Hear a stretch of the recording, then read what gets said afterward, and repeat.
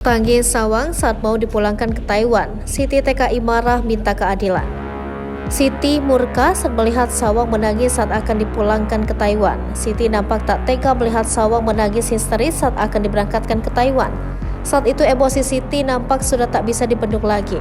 Ia mengungkapkan semua amarahnya saat Sawang akan dipulangkan ke Taiwan. Siti terlihat sangat menyayangi Sawang meski anak asuhnya memiliki keterbatasan.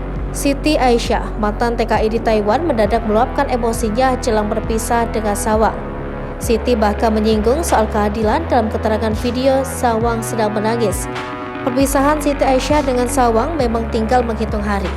Meski belum ada jadwal kapan Sawang dipulangkan ke Taiwan, namun sudah dipastikan Siti akan ikut terbang.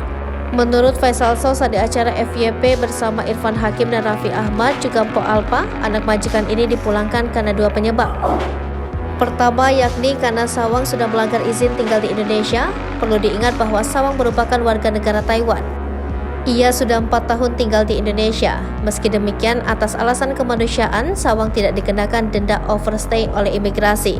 Selain itu, Sawang juga tidak ditempatkan di rumah detensi atau penampungan sementara bagi warga negara asing yang melanggar aturan. Penyebab kedua Sawang dipulangkan ke Taiwan karena warga dan pemerintah di sana sudah mengetahui keberadaannya. Namun Siti Aisyah menjadi amat pilu setelah mengetahui reaksi ibu dan kakak Sawang ketika dihubungi Teto.